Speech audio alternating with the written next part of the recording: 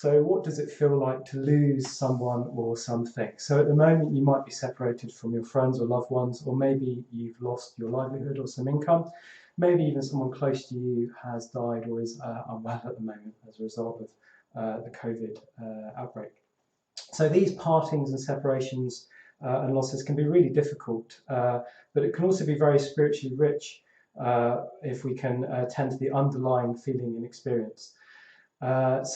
We'll be exploring these themes. So Maitrinita will be joining us and exploring these themes around loss in a moment. And so a very warm welcome from me as well. My name is Virinaga, so I'm the chair of Brixton Buddhist Community. And yeah, really pleased to be doing another live stream. And I really like hearing from people on the people that join us. So do drop a message in the chat. Saying hi, saying where you're calling in from, and I'll give you a bit of a shout out later on. And if you're really enjoying these streams, don't forget to subscribe. And hit the alert bell so you can get a notification of all of the events that we've got coming up. So just as always, we'll salute the shrine in a moment, just to turn our attention towards the Buddha, Dharma and Sangha. Then I'll lead a short meditation, and then we'll have Maitrinita join us for the rest of the stream. So if you're happy, you can just join in with me when we salute the shrine.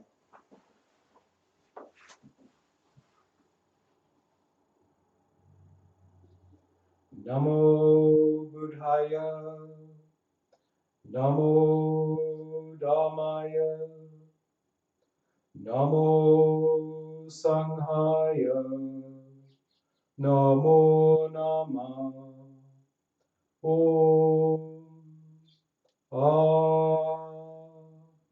Home.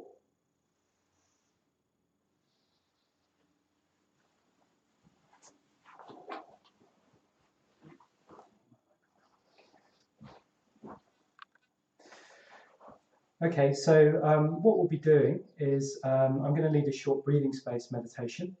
And then what we'll do is I'll introduce Maitrinita, and then she'll give a bit of a Dharma talk. And then, as always, we'll have time for questions. So if you've got any questions throughout any of the stream, do drop us a question in the chat box. And also don't forget to say hi. So I'm just going to see who we've got joining us so far. So we've got Charlotte Laws from Brixton. Welcome, Charlotte. We've got Lauren A. Welcome, or hi from Crystal Palace.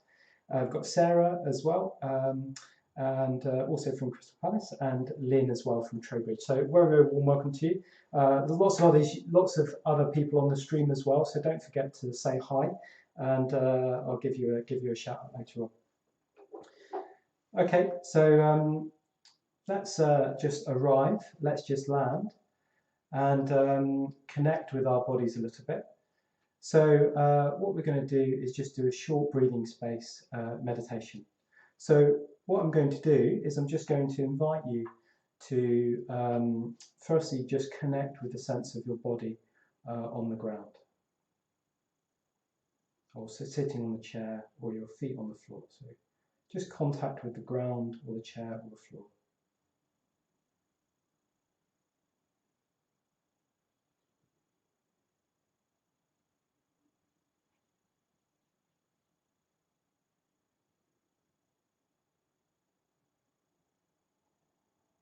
And just feel what that feels like.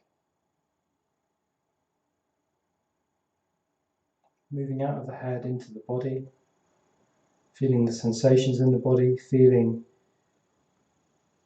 how our inner experience, feeling the muscles of the body, checking that our stomachs are soft and relaxed, checking our shoulders are soft, our forehead and jaw is soft.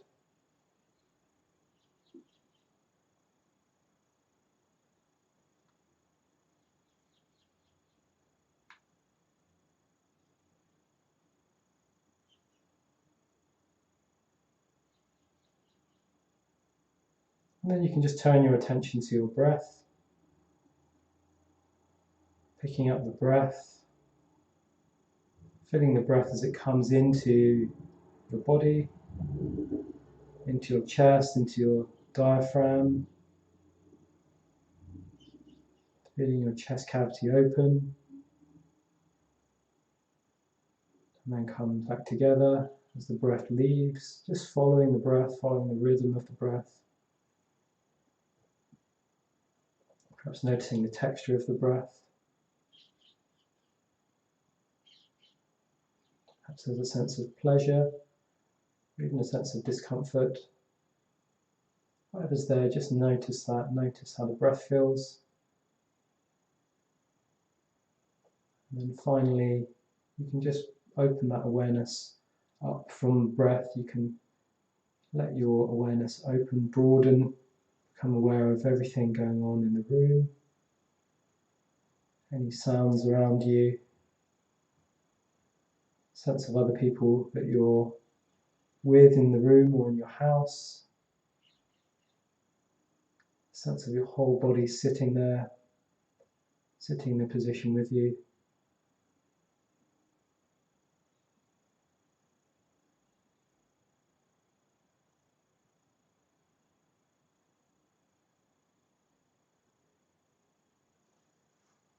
And then when you're ready, you can just bring this meditation to a close.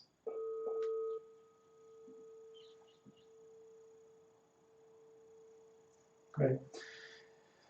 Good, so we've arrived. I just need to have a quick word with Adam, my technician. Here's browser window, just close the browser window.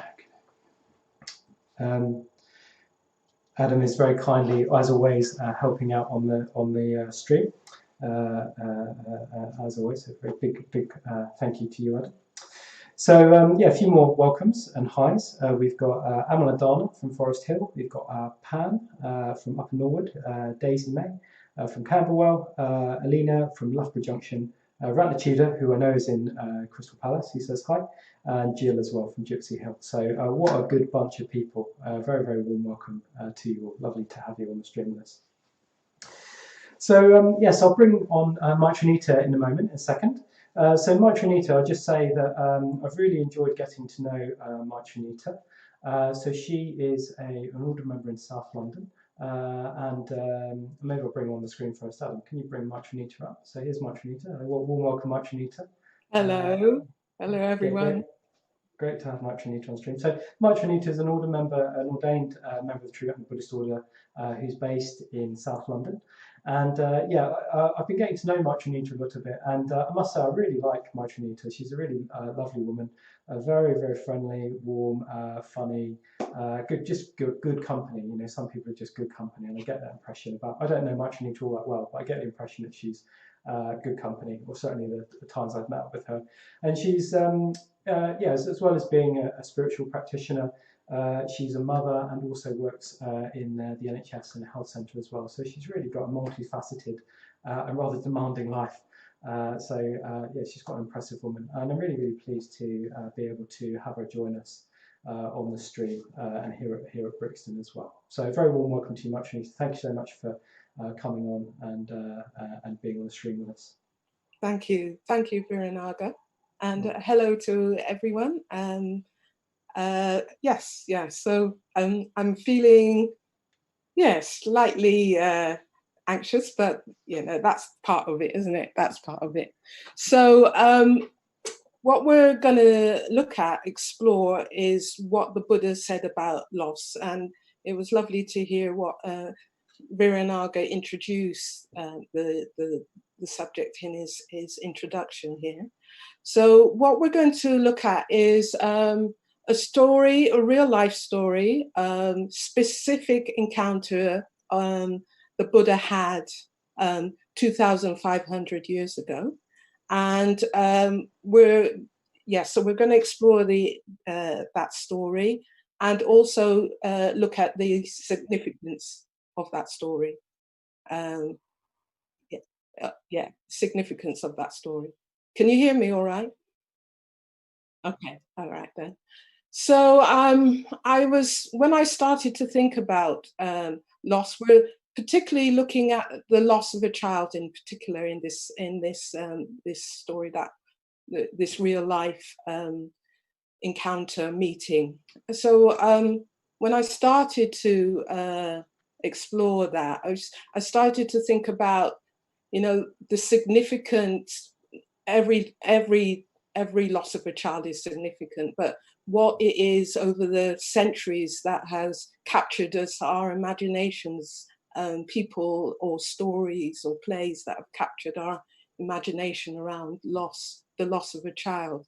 So I started to think about the kind of the Greek myths and particularly Persephone and the loss of her daughter Demeter, and that loss is part of, connected to the seasons. Yeah, so winter and autumn are the seasons of loss, and that's particularly connected to Persephone losing her daughter to the underworld.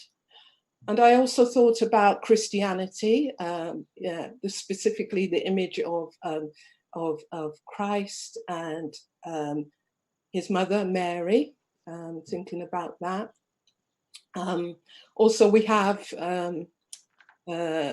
in Shakespeare we have King Lear and the loss of, particularly of his daughter Cordelia at the end of that play. And then I'm just thinking more nearer to our own current time. I'm just thinking, you know, what British society has captured it in the imagination and in the hearts, really, around Stephen Lawrence and Doreen Lawrence. So I was just thinking about that loss as well. And then coming more personally to my own friends and families where there's been loss of children. And I'm, in my background, I've been a midwife, and I've also a health visitor. And most of the time, I get to hold new life. I get to guide new life, or have been guide new life into this world. And with my sister, she was the only one who she had a she was pregnant, and her daughter died before she was born at stillbirth. But I got to hold her hand. I got to hold that baby. And that's my only experience of holding a child who has died. So what that links into really is the story of Kissa Gotami. And Kissa Gotami was a woman who was around in the Buddhist time, 2,500 years ago. And what I'm going to do in this story is take the story of the real life thing. I'm just going to bring it to the present. Yeah, just bring it to the present. And just set that. There's two kind of things I'm going to change about that story. One is that I'm bringing it from 2,500 years ago and bringing it to this woman standing on Brixton High Street, having come out of Victoria Underground, and she's holding her child. Now, you know Brixton. Brixton is associated with, the birthplace of David Bowie. Vincent van Gogh lived there in Brixton. Muhammad Ali visited. Meghan and Harry visited too. So anyone who knows Brixton High Street knows that it's full of hustle and bustle, full of music, from cars, from shops, full of the smells of the market, the meat, the spices, the incense, commuters, shoppers, street preachers, particularly outside the Victoria line, the Brixton station there. So it's full of hustle and bustle. And then just imagine this woman there, and she's holding her child. And she's protecting that child very delicately. And she's asking for, as she goes about the space, she's asking for, sorry, I have to, she's asking for medicine. she's asking people for medicine, yeah? Whoever passes her, she's asking for medicine. And if they kind of look at her, she's very agitated, she's very restless, she's rushing, she's not, you know, she's not in a normal sense. She's not fully present. She's not fully present. She's very restless. And if they look at her even more, if they give her the time of day, they notice that the child is not moving. The child is quiet or silent. Yeah, I mean, she's keeping this child covered. Yeah, and she's keeping this child covered. And she's asking for medicine, and people are saying, maybe go to Boots, maybe go to your GP. But she's not hearing that. She's not hearing that. She keeps asking for medicine, keeps asking for medicine. And then maybe one of the people she stops says to her, why don't you go and visit the Buddha? Why don't you go and visit the Buddha? And for all intents and purposes, the Buddha is at Yoga Point at this point. Yeah, he's at Yoga Point. And she's given directions to go to Yoga Point, which is near Ephra Road and Ephra Place. That's where she makes her way she finds her way to Yoga Point, and she gets to meet the Buddha. She gets to meet the Buddha. And the Buddha, he's takes in how agitated she is. He can see that she is consumed by grief. This child is dead. This child has died, and she's still holding this child, and she cannot put this child down. And she goes to the Buddha because she expects to get medicine from the Buddha. Expects him to give her medicine. She's been asking at left, right, and center for this medicine, and somebody has told her that the Buddha is a great doctor, and so she's ready to for him to be able to revive her baby, bring her son back to life. So she's expecting him to give her a cure, and instead, what the Buddha does is he asks her to do something. He gives her a job to do, So he asks her to, in my version of the story, he asks her to get some salt, In the traditional version, it would be sesame seeds or mustard seeds that he would ask for. This would be part of the medicine, but I'm saying for this purpose, it's going to be salt. So he asks Kisagotami to get some salt. Yeah, a few grains of salt from any house, any home. Just to go and get some salt from any home. Just knock on the doors, get some salt. But he makes one proviso, and that is that the salt should come from a home, from a house where there's not been any death, no death at all. Yeah.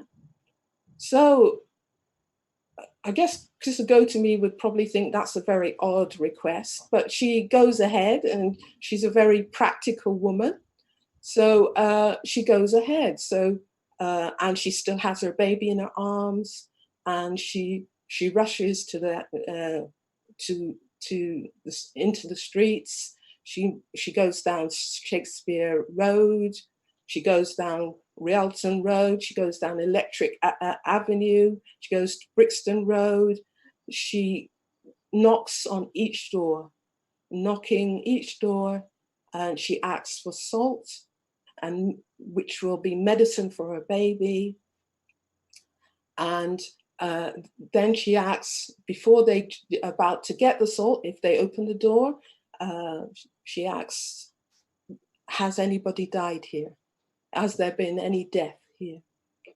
And each house she goes to, the householder, the person says who comes to the door, they say, "Do not remind us of our grief. The dead are many, the living are few. Do not remind us of our grief." And so she moves to the next home, maybe an estate, maybe a flat, knocking on doors.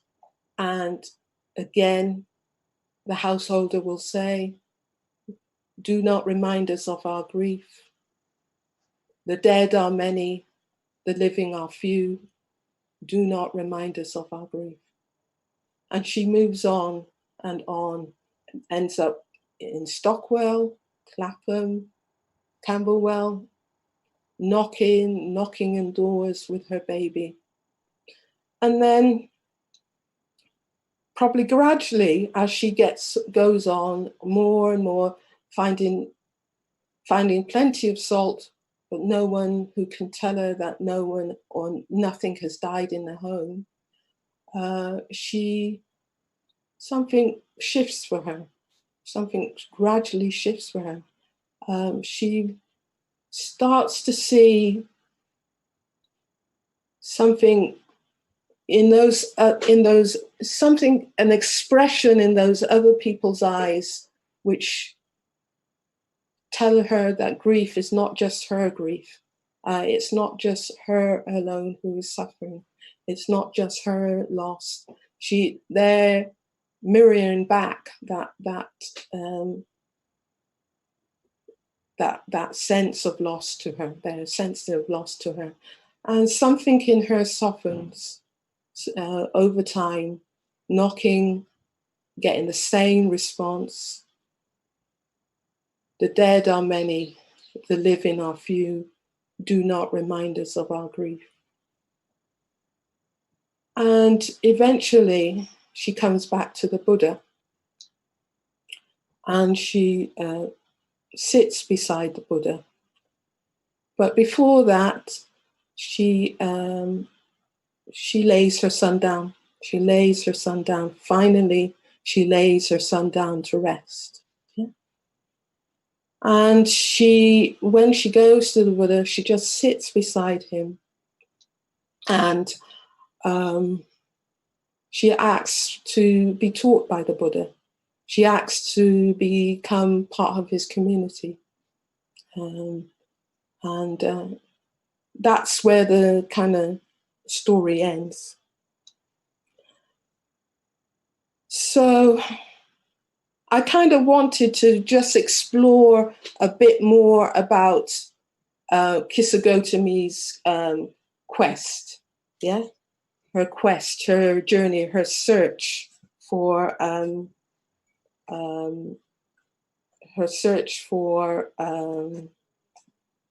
this. Yes, just her search. So, so what I wanted to kind of explore was about her search was she's on this great quest, the great quest to cure death, to have a remedy, to have the solution to death, yeah? And, you know, human beings since they began have looked for a cure to death. So she's a great, you know, kind of warrior looking for an answer to death, answer to reviving her son, bringing her son back to life. Yeah. So she's partly wanting to rescue him from death, and that in some ways reminds me of the Persephone story, wanting to go into Persephone is the mother, wanting it to go into the underworld to retrieve her daughter, yeah, which was Diomedes. Well, it's the same with Kissa Gotami. She wants to bring her son back to life, resurrect him as such. And as such, she's also She knows he's dead. She knows he's dead. She in some way she knows he's dead, but she cannot take that into her heart. She doesn't real yes, yeah. She can't. There's a tremendous sense of denial that her son has died. That's why she keeps him so close to her. Yeah, she wants him with her warmth, her heart, her breath, for him to come back to life.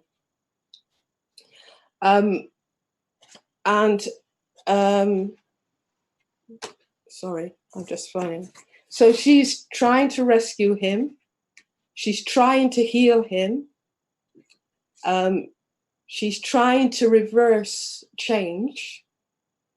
She's trying to reverse time. She's trying to reverse her pain and suffering. And like us all the time, we all want, we're very solution focused, we're very problem focused. And Kissa Gotami is no different from us. She's searching in that rational way for a cure to her son's death. And in a way, she's also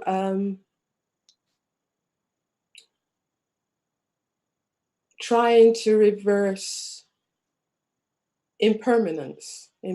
She's trying to reverse impermanence. Yeah, she's trying to reverse reality. The reality that all things die, everything ends, all things die. Yes. So that's partly what happens to her. And I just thought about, what is her son showing her? What is her son showing her? You know, he's in her arms all this time. And we don't know how long he's been in her arms, but you and I can all imagine, you know, you carry a baby, he's under one. You can possibly still carry him on your chest, right next to your heart, right next to your breath, and you've got this child, and they're not breathing, and they're no longer warm, and their body is changing, maybe going hard or maybe going soft, and their body is getting, maybe it has gone from heaviness to lightness.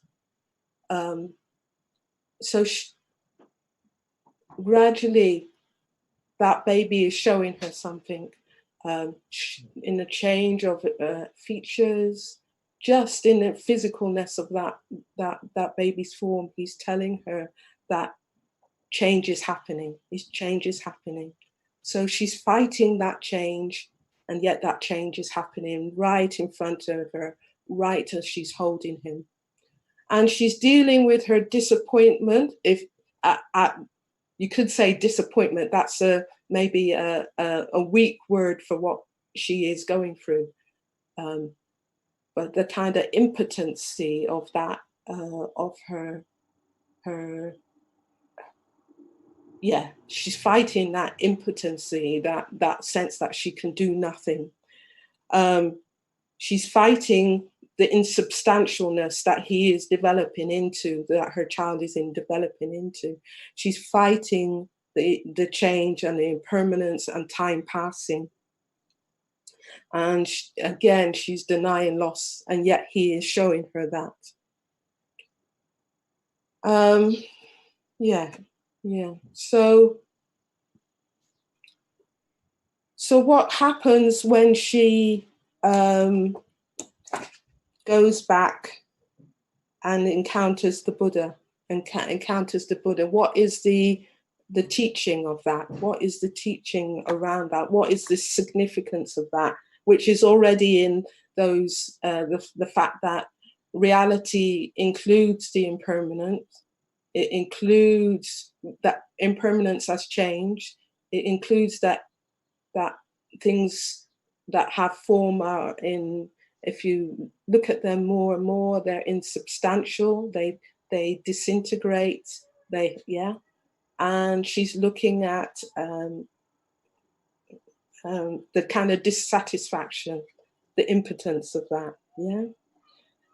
So what is loss? What does the Buddhist teaching help her to explore around loss? Well, the Buddha doesn't teach her directly. He doesn't teach her directly. It wouldn't help Krista Gotami to be told that things are impermanent. Yeah. She'd probably say, so what? Yeah, I know that already. She has to go through an experience. She has to go through the experience and explore the experience for herself. And this is part of what one of the ways the Buddha taught, is that you go into your own direct experience and see what your experience is showing you and what it tells you about reality. So the Buddha taught through you exploring your experience, if you could call it teaching. It's up to you whether you call that a teaching or not. But he also looked at everybody very individually and taught them at the level, or not at the level, but appropriate to them. So he was sensitive to their needs. Yeah, he wasn't patronizing. He wasn't sentimental. Yeah? He wasn't sentimental in his teaching. He was also, so her loss, when she goes around to other people's homes and they open their door to her, and she is standing there with her baby, and she is in grief. She is reminding them of their grief, and they are reminding her of her own grief. So an affinity is being developed, and a connection is being developed over time. And this is what softens her, and that's what makes her more receptive to seeing that death and loss is universal. So she has an affinity that is an affinity is kindness, it's compassion showing through. It's also awareness that is being shown in that teaching. She's seeing others, she's seeing herself, she's learning more and more about herself, learning about her son, learning about the world as she goes from place to place. And it's also about awakening. That loss is awakening, yeah, because she goes from this really close place where at the start all she can think about is her particular loss, to being able to expand into the loss that is timeless and universal. Yeah, and it's also showing that she's transformed. She's transformed from the woman at the start to the person. Even in her movement, she's less agitated. She moves from agitation and franticness and rushing to being at the Buddha's side and sitting beside the Buddha. And that stillness that she develops, or what she sees in the Buddha, is really alive. Yes, and she is receptive. She becomes receptive to the teachings that he can offer. So I think I will, so that's my exploration of what the Buddha said about loss. Thank you, Maitranita. That was wonderful. Yeah, I mean, I've heard that story of Kisagoti many times, but I particularly enjoyed how you brought it to life with the context of Brixton. Somehow that made it feel much more real to me. I could sort of actually imagine that unfolding in a way, you know. Yeah, really. Thank you so much for that. Yeah. So look, we can put some questions to Maitranita now. So questions or comments. So if you enjoyed it, or you've got questions or queries or areas you'd like us to talk about now, we've got a little bit of time for that. So do please put something in the comment section in the chat box. and we'll respond to that in the best way that we can. While we're waiting, I'll just do a couple more highs. We've got Zenobi and Elizabeth. Both of them say hi to you, Maitranita. And what we'll do, maybe I'll put a question to you first, Maitranita, is I was very struck by you, you were talking about how we all know that the world's impermanent, and we know that we can't avoid death or loss or things changing, but despite that we want to. And then you've got this great story of the Buddha teaching people just through experience, you were saying, and we can also learn from our experience, can't we? But unfortunately, we don't have a Buddha in Yoga Point as much as that would be fantastic, wouldn't it? But yes. We don't. But I wondered if you had sort of suggestions for people how they might reflect on their experience, or maybe personal reflections that you found helpful around this area at all, something like that. Well, maybe for me, some of it has been like reflecting, having time to reflect through meditation, or after meditation, having time for reflection there. I think also, I think some of that has come about through just hearing the stories again and again, like the story of Kisagotami again and again. And that it kind of, if you bring that story, repeat that story again and again to yourself, then that goes in, or hear it regularly, or other stories or life about the life of the Buddha, then that goes in again and again. It feels like it goes in a deeper level for me. So so sometimes I can think like, I've heard it all before. But then when somebody tells it again, there's something about the way they tell it that opens something up for me. And then, so I think meditation helps me to be receptive so that I can hear those stories, the Buddha's life stories again and again, and they affect me differently each time. And it doesn't matter whether the person who tells it is an exciting storyteller or a pretty boring one. It still communicates something. Yeah. So yeah. I mean, I'd really echo that. I've just found that you're also in a different place, aren't you, as well? Sometimes something will twig in a way that it hasn't before, even though it's the same thing. Yeah. Good. Got quite a few comments actually. We got one from Lynn, just saying, thanks much, and it's wonderfully real. You took me along with Kisagotami, desperately searching for help. Very visual for me, it felt very present. So that's just a comment rather than a question, but very nice. Charlotte says, a really great retelling of the story, thank you. Helpful to be reminded of the opportunity for connection when we believe we're disconnected. Yeah. Got any comment on that at all? Sort of a comment again, isn't it? Not really a question. But yeah. Thank you, Charlotte, and Lynn, for your comments there. Ratnatuda just says, Sadhu, Maitranita, a creative version of a well-known story. I know that for Ratnatuda, the Kisagotami is a favourite story as well. Oh, okay. Yeah. I mean, it's just the reflection for me is it's just so sort of human, isn't it? It's just so like fundamentally human.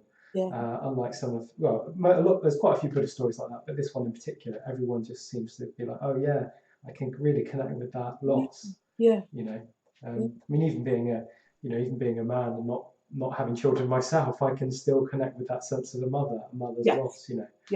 Very good. A couple more comments. I don't know if we've got questions, but a couple more. Jill says, yes, love Maitranita's telling the story, particularly around impermanence. Yeah. Sorry, I missed that. That was Jill. So she said, I loved Maitranita's telling of the story, particularly around impermanence. Oh, okay. Thank you, Jill. Yeah. And then finally, we've got Daisy. Getting a lot of love tonight, Maitranita. Very good. Daisy says, thank you, Maitranita. Really enjoyed your talk. I was able to visualize the story and relate to impermanence in this climate. Yeah. So maybe you sort of in a certain way, maybe you've demonstrated your teaching in the same way in a way. Just you're talking about retelling the story. So I think we probably all know this story, but Mm, it's very very good to hear it again yeah, and again. I think yeah, yeah, great. yeah. Just one more from Zenobi. She says, Mike Chinita, I love the way of you reworking, and you could expand on the knocking of the doors. What was the medicine each door knock gave? So, what was the medicine each door knock gave? Well, then, as I said, I think, you know, it's like opening your door to, you open your door to death in some way. This baby and mother, you open your door to death so that it's not, as I said, it felt like it's a mirror, and that Mm, you're both reflecting each other back, and that mm, that feels that it connects you. You can deny it, but then it's outside your door. It's mm, out your, it's mm, outside your door. So I don't know. Maybe mm, it's about not, you can't hide from it, but then mm, you can be really, people were really kind to her in wanting to. They're also wanting to problem solve. They want to give her the salt that will bring her baby back. mm, Yeah, yeah, mm, and yeah. How do you deal with that kind of no easy solution? No solution, really. Yeah. mm, So it's an exploration of that. I think mm, it might remind. Ideally, they might go deeper into themselves and into their mm, own loss because of mm, that. Maybe, mm, maybe. mm. I mean, just while you were speaking, then it just sort of chimed off for me that maybe she's sort of they're opening the door to life as well. Yeah. Because it's sort of like death is part of life, isn't it? And to Yeah. accept Yeah. that means that you can live more fully. Yes. So the kindness, the responsiveness in this sort of face of impermanence in a Yeah. way is opening up to life. Everything before that isn't quite reality or something, isn't quite how life is or something like that. Anyway, there's just something that came to me while you were talking, but yeah, I Yeah. think that's Yeah. Yeah. yeah. No, that feels. It is. I feel that at the end of the story, she is that. I know we don't always talk in biblical things, but I feel that she is resurrected, that she comes back to life by the end of the story. It's Mm, not in this, effervescent, fizzy way, but she comes back to life in in in in the fact that she's open and that she wants to hear the truth. mm, Yeah, so I feel that she does come back to life. mm, Yeah, she's closed off at the start. She comes back to life. She opens to life by be wanting to be taught to become part of a community, to to to connect with others, and maybe to give something to others. And Kisagotami does go on to do that as mm, in her life as a nun mm, afterwards. So yes, yeah. mm. Yeah, great. Oh, yeah, I really love what you've brought out there. Yeah, Mm. fantastic. So we've actually got quite a few more comments coming in. We might have to curtail it because we want to get a bit of meditation in before the end of the stream. But Yeah. I think it just goes to show how much you've kind of engaged people with your talk in a way. So yeah, so if you've got questions and we haven't been able to answer them, do stay on for the Zoom call afterwards and do bring them in. We'll be very happy to, Amra Push will be leading that. She'll be very happy to respond to those questions and we can have a bit more time for discussion after that. So I'm just going to let Maitranita go for a moment. So we're just going to do some meditation, but I'll bring her back before the end of the stream to say goodbye. So I'll just say goodbye to you for a moment, Maitranita. Yeah, thanks. And yeah, just to say that I'm just going to do our short dana appeal every time we ask for a little bit more. So just to say that we do need to fundraise to keep our streams going. So we provide everything here for free. All these streams are for free, but of course we do rely on people giving us donations to keep everything running here. And there's a fair bit of work that goes into all of this. making sure it all happens. So we ask for £2,000 a month just to cover all of our basic expenses and help us extend the activities that we run. And yeah, people have been very generous and responsive so far this month. So we've raised £1,592. So just £408 left. So that's all we need to hit our target for this month. And there's just 2 events before the end of the month. So there's this live stream and we have another live stream on Saturday. So I'm hoping that we can collectively raise £200 for each of these streams. And a standing order would be lovely and really, really helpful. But if you can just, even if you can just give a one-off gift this time, that would be really, really helpful indeed. Let's try and get over to that £2,000 mark, and I'll make sure I give you a thank you on the stream as well. And yeah, you'll find the link to that donation button to our Go Cardless service in the description. So do please drop a donation in the Dana Bowl if you can afford to.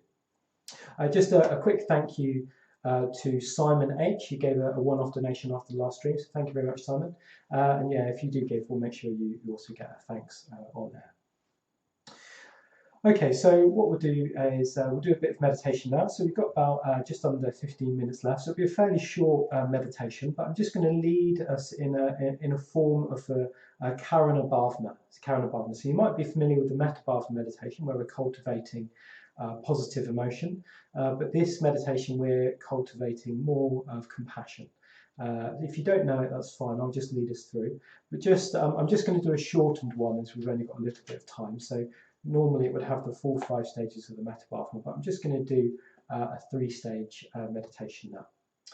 So if you want to get yourself set up or just settled, you don't need to sit particularly, especially in meditation posture. A good chair is okay, but just sit upright and try and have your chest a little bit open, just to help with your shoulders back, just to help the airflow, just to help you feel open. And if you can, just see if you can just settle into a comfortable posture. And when you're ready, you can just close your eyes if you want to. And we can just connect with the body again, first of all. Connect with that sense of the body that we touched on very briefly at the beginning of the live stream. So contact with the ground, contact with the chair, feeling our body sitting upright, noticing the shape of the body in our experience. So maybe you can feel muscles or tension or tightness, the form of the body. If you do notice any areas of tension, just softening, just allowing those areas to soften, either relaxing them yourself or imaginatively trying to conjure up what it would be like for them to soften themselves.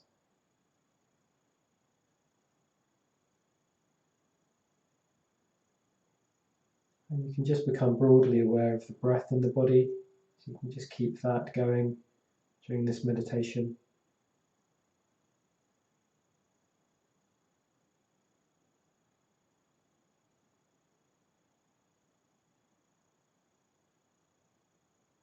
And then particularly in this practice, we're going to try to keep our awareness attending to what our sort of imaginative or emotional state is. So trying to get a sense of how we are, what's going on for us.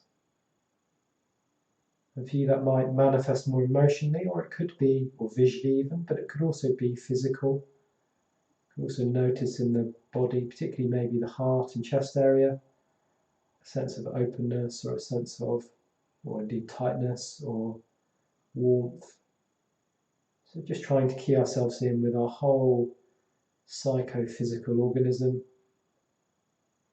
the connection between our thoughts and feelings and our sensations.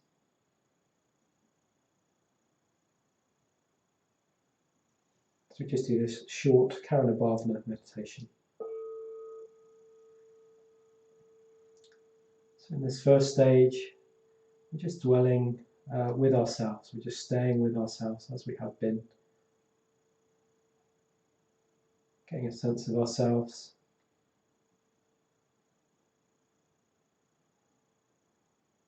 And we always start these practices just by trying to cultivate a little bit of that metta, so a sense of well-wishing towards ourselves.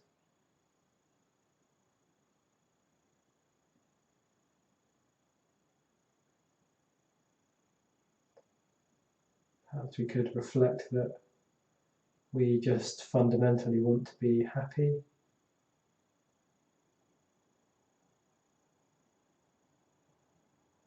We just want to be well.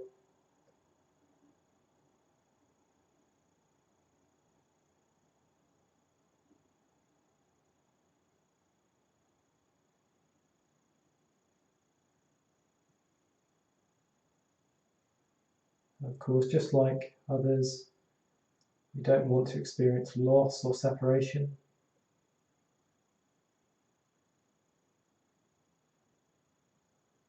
So just seeing what arises when you bring that reflection in, that we don't want to experience loss, and just see if that sense of well-wishing towards yourself turns into a sense of kind of compassion, or karuna.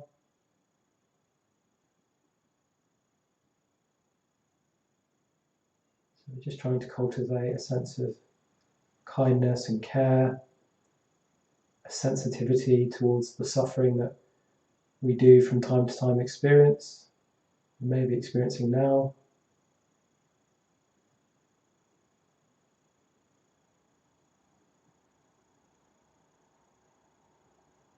And it's quite trying to just get a sense of a very positive, warm-hearted compassion, not a sense of pity or sadness, but just a kindness, a care, a supportiveness perhaps, in response to the reflection that we too suffer from time to time, particularly from loss or lack. We can't avoid that is just part of life, part of existence.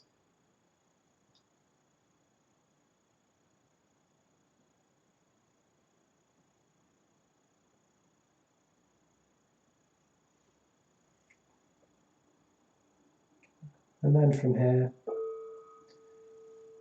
we can just go on to bring in somebody that we know. So somebody that we know who perhaps themselves has had a loss or is currently suffering. And just pick somebody that you, a good friend or somebody that you know well, fairly well, that you have an uncomplicated relationship with, and just bring them to mind the best you can. And first of all, just seeing what your immediate response is to imagining that person. So physically or emotionally, what does that image bring up for you?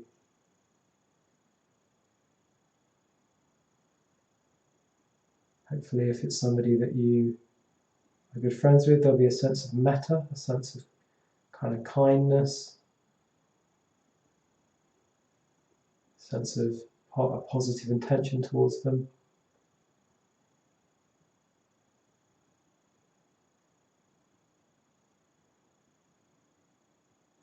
And then you can just bring in the reflection that they too suffer from time to time, they too experience impermanence and loss.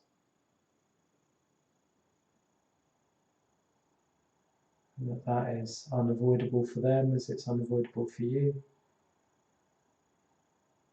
And just see how you can meet that with your kindness and care, just seeing how that transforms, how that feeling towards them changes. You bring to mind a sense of them suffering or experiencing that loss.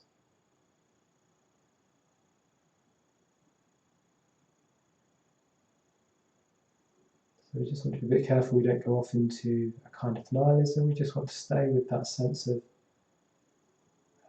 warmth and kindness, that care.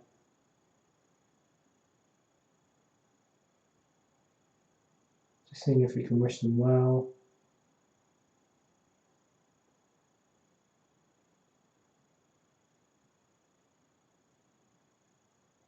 We can also wish them that they suffer less, they don't experience the negative kind of second dart of that loss. They don't ruminate on it. You can just wish them that they don't suffer so badly.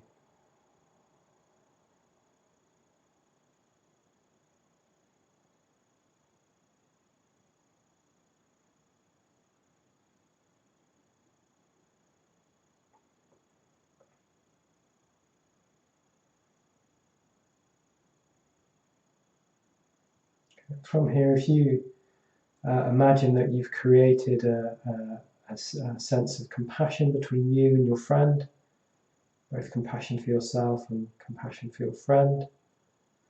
In the third stage, we can just bring in more people. So you can bring in that sense of kindness and care, other people that you know, whether you know them well or not, just whoever comes to mind. And just first of all, see if you can get a general sense of metta for them, sense of wishing them well.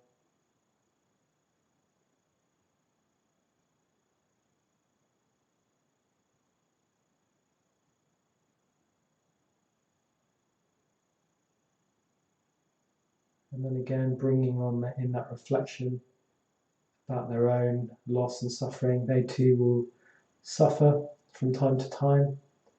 They too will experience loss. It's inevitable. And just seeing if we can kind of connect with them in that sense of humanness, or that sense of what it's like to exist in this life. See if we can resonate in sort of solidarity with the shared effects of impermanence. And just seeing if you can meet them with that compassion.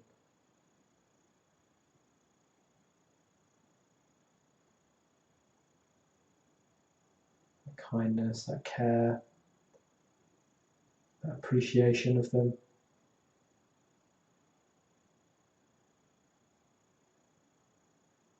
And just with the last few minutes of the meditation, you can just bring more and more people into that. You can really let your imagination go.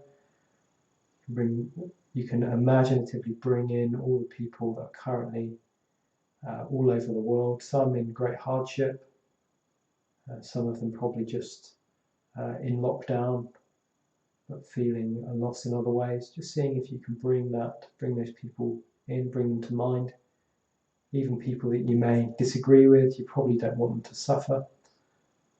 So just seeing if you can, on that level, just connect with the humanness, human nature of this reality.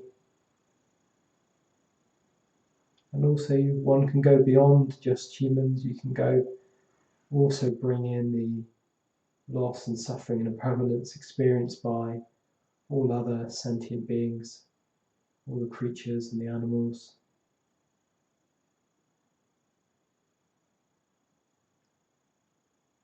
Just recognizing the ebb and flow of life,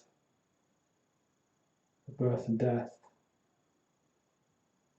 the rising and falling, just all being involved and caught up in this great cycle of unending processes. Just seeing if, again, you can find it within yourself to respond to that with a sense of compassion.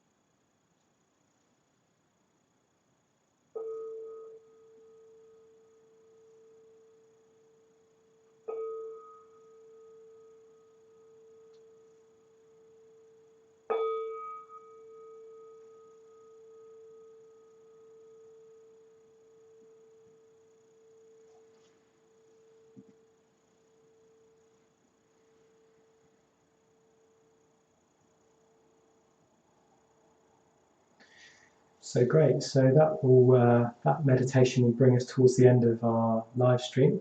So we've got Maitranita back on screen now. So thank you, Maitranita, for joining us. Thank you for inviting me, Viranaga and Amra Pushpa. It's been lovely. Thank you. Great. Yeah, really lovely to have you along, and thank you so much for your talk. Yeah. Before we go, I'll just say a few things about what we've got coming up. So on Saturday this week, we've got another live stream. We've got a very special guest, a woman called Maitrapala, who's a very senior order member in Australia. So she's going to be live linked in from Australia, and she's very active in the Tree Ratner Australian community. And it just basically has a really, much like Maitranita, I think she's a mother, she's also a grandmother actually, very full life, but really just has given and helped people her whole life. So she's a really lovely woman. I'm very delighted to be interviewing her on Saturday. So join us for that at 10:30 a.m. And then also next week, we've got our normal live streams, but I also just particularly want to flag up the fact that we've got a new 4-week course starting, led by Maitranita here, co-led with Charlotte. So they're going to be leading a new Meditate with Confidence, an introductory meditation course. So you may know how to meditate, you may be meditating at home, but it's really good to meditate with other people. It can be really supportive. So even if you're experienced in meditation, very, very good to get together and talk more about meditation. So that's one option for you. But it's also an excellent course for your friends and family members. So maybe you've got friends and family that are struggling a little bit at the moment, and it would be a really, really good course to recommend to them. So it's 4 weeks on Tuesday evenings. I believe it starts at 7:30. Is that right, Maitranita? 7:15. 7:15. There you go. And it's by donation, so you don't actually need to give any money to participate in that course. It's very helpful if you do, but you can just book on that and attend those 4 weeks. So anyway, I'd really recommend that starting this Tuesday for 4 weeks. Okay, great. That's all I've got to say. So just finally, thanks again to Maitranita. And yeah, thank you everybody for tuning in. Thank you. Bye-bye.